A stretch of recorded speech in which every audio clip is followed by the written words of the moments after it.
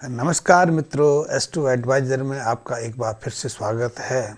आज बसंत पंचमी का शुभ अवसर है और बसंत पंचमी के दिन जो शिक्षा की देवी, विद्या की जो देवी सरस्वती हैं, पूजने का दिन है। तो पूरे देश में आज हर्षोल्लास से बसंत पंचमी का उत्सव मनाया जा रहा है। क्योंकि मैं तो ग्वालियर मध्य प्रदेश में रहता हूँ, तो मध्य प्रदेश में ग्वालियर के आसपास के क्षेत्रों में बसंत पंचमी का त्यौहार बहुत हर्ष उल्लास से मनाया जा रहा है। और आपको जानकर आश्चर्य होगा कि जो लाल किताब ज्योतिष में राहु को के लिए जो देव चुने गए हैं, राहु के लिए जिस देव की प्रार्थना या पूजा अनुष्ठान किया जाता है वो सरस्वती देवी हैं। इनकी राहु और सरस्वती देवी का बहुत गहन सिस्टम है। और ऐसे में आज का दिन उन लोगों के लिए जिनकी जन्म कुंडली में राहु खराब बन के, अशुभ बन के बैठे हैं और राहु की अशुभता के कारण जिनकी ग्रस्त जीवन में, भौतिक जीवन में या मन की शांति में विघ्न बाधाएं खड़ी हो रही हैं, जिनके स्वास्थ्य पर प्रतिकूल प्रभाव हैं, तो ऐसे लोगों के लिए भी आज बसंत पंचमी के दिन राहु से संबंध उपाय करना, राहु से संबंधित कष्टों से मुक्ति पाना एक शुभ अवसर साबित हो सकता है। एक बहन है गुड़गामा हरियाणा से, उन्होंने एक अपनी समस्या लिख भेजी है और उसके साथ भी उन्होंने अपने पति की डिटेल्स भी भेजी है। वो लिखती हैं कि उनके विवाह को 15 साल हो गए, उनके 2 बच्चे भी हैं और वो स्वयं भी नौकरी करती हैं, पति भी अच्छा कमाते हैं, लेकिन उनके ग्रस्त जीवन में अभी तक वो आनंदपूर्ण के क्षण नहीं आए। उन्होंने अपने ग्रस्त जीवन को सुखपूर्व पर कभी भोगा ही नहीं। उनके और पति के मध्य बिना किसी कारण से मतभेद रहते हैं और पति इसी कारण से घर में कम समय देते हैं या उनका पति का जो लगाव है घर और बच्चों के प्रति कुछ ज़्यादा नहीं है। तो उन्होंने डिटेल भी भेजी है, तो मैं इस विषय को थोड़ा और बढ़ाऊं, क्योंकि मैंने उनके डिटेल के अनुसार उनके पति की जन्म कुंडली की रचना की है और जन्म कुंडली के अनुसार उनके पति के 7वें स्थान पर खराब राहु बैठे हैं। और जैसा कि आप जानते हैं कि जब 7वें स्थान पर राहु विराजमान होते हैं तो वो 7वें स्थान और 7वें स्थान के जो स्वामी हैं शुक्र ग्रह, उन पर अशुभ प्रभाव डालते हैं। और शुक्र तो सीधा सीधा ग्रस्त जीवन से, भौतिक सुख सुविधाओं से, हमारे जीवन साथी के साथ संबंध स्थापित रखता है। और ऐसे में जब राहु 7वें स्थान विराजमान हो जाते हैं तो निश्चित रूप से ग्रस्त जीवन में पति पत्नी के सुख में कुछ ना कुछ बाधा तो खड़ी करते ही करते हैं। लेकिन आपके पति के जन्म कुंडली में एक और अशुभ योग है। वो अशुभ योग है कि जो राहु का अपना घर है, राहु जिस भाव में सबसे प्रबल रहते हैं वो स्थान है 12वां स्थान। और उस 12वें स्थान पर राहु के 3 अशुभ जो ग्रह हैं वहाँ स्थापित हैं और वो 3 ग्रह हैं सूर्य, शुक्र और मंगल। और इनके कारण आपके पति के जो शुक्र हैं और अशुभ बन गए हैं। और ऐसे में ग्रस्त शुभ की कामना तो हम कर ही नहीं सकते। कैसे, जब शुक्र इतने अशुभ बन के बैठे हैं, राहु इतने अशुभ ग्रह बन के बैठे हैं, तो शुक्र का प्रभाव आपको कैसे मिलेगा। आपके और पति के मध्य कुछ ना कुछ तो जो मनमुटाव रहता ही रहता है, लेकिन जब शुक्र अशुभता से भर जाते हैं तो ये मनमुटाव और गहरा हो जाता है। कहते हैं कि 7वें स्थान पर जब राहु विराजमान होते हैं तो शुक्र पर अशुभ प्रभाव डालते हैं कि शुक्र के साथ में राहु की शत्रुता है। शुक्र का अर्थ है पत्नी पर और पत्नी के परिवार पर। पत्नी का परिवार जो उसका मायके का परिवार है उस पर भी अशुभ प्रभाव डालते हैं।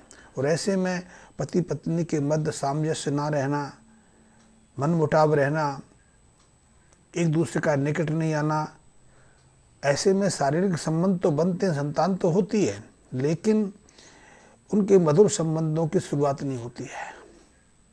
कहते हैं 7वें स्थान पर जब राहु विराजमान होते हैं तो ऐसे में जो जातक का जो व्यक्ति का मन है भटकता रहता है।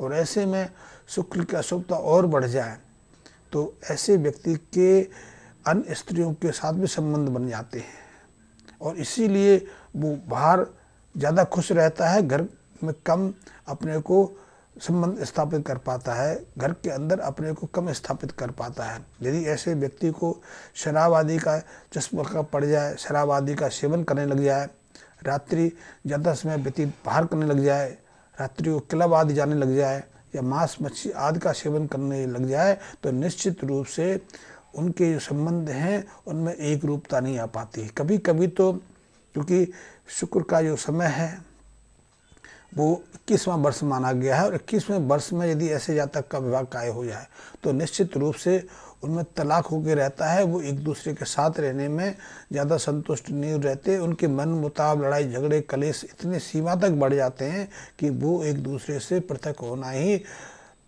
अंतिम लक्ष्य बना लेते हैं। तो फिर भी आप शुक्र करिए, क्योंकि आपके अभी भी संबंध सदु मधुर हैं, आपकी घर गृहस्थी बची हुई है, और निश्चित रूप से क्योंकि आप स्वयं अपने पैरों पर खड़ी हुई हैं, आपके 2 बच्चे हैं, तो आप उन बच्चों के प्रति और अपनी जिम्मेदारी को स्वीकार करते हुए अपने गृहस्थ जीवन को बचाने का प्रयास करें।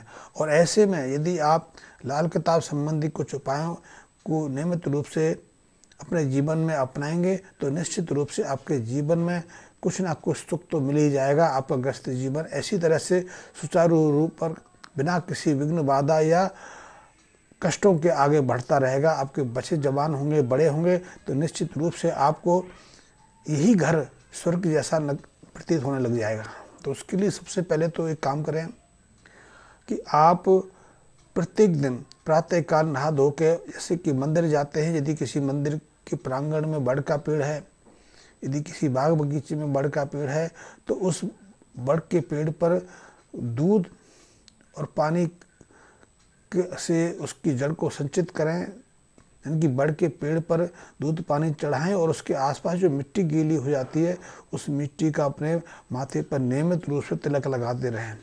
इस उपाय से आपके संबंधों में काफ़ी हद तक जो मतभेद हैं वो शांत हो जाएंगे। आप और उनके मध्य में जो संबंधों का तनाव बना रहता है उसमें शिथिलता आएगी। ये उपाय आपके लिए बहुत महत्वपूर्ण रहेगा। दूसरा, आप अपने वजन के बराबर जौ ले लें और उन जौं को दूध से धोकर जल प्रभावित करें, और ऐसे प्रत्येक आप शुक्रवार के दिन या बुधवार के दिन कर सकते हैं। यदि इस प्रयोग को करते रहेंगे तो आपको जो राहु अशुभ प्रभाव दे रहे हैं उसकी अशुभ प्रभावता में कमी आएगी। इस उपाय को कम से कम 11 हफ्ता कर सकते हैं, और ज़्यादा समय तक भी जारी रखेंगे तो उसका और आपको शुभ प्रभाव मिलेगा, शुभ फल की प्राप्ति होगी। तो ये करें। एक तीसरा उपाय भी आपके लिए बहुत महत्वपूर्ण वो उपाय है, आप टीन का या स्टील का एक बड़ा डिब्बा लें, कम से कम जिसमें 10-12 लीटर के आसपास या उससे ज़्यादा गंगा जल आ सके। तो ऐसा डिब्बा लें जिसके मुंह पर चूड़ीदार ढक्कन हो, जिसे कि आप बंद कर सकें। तो इस स्टील के बर्तन में या टीन के बर्तन में शुद्ध गंगा जल का अर्थ है जिसे आपने अभी तक किसी काम में उपयोग में नहीं लाया हो, या फिर सीधे हरिद्वार से या गंगा स्थल से आप गंगा जल ला के उस पात्र को भर दें और उसमें एक चांदी का ठोस चौकोर टुकड़ा डालें।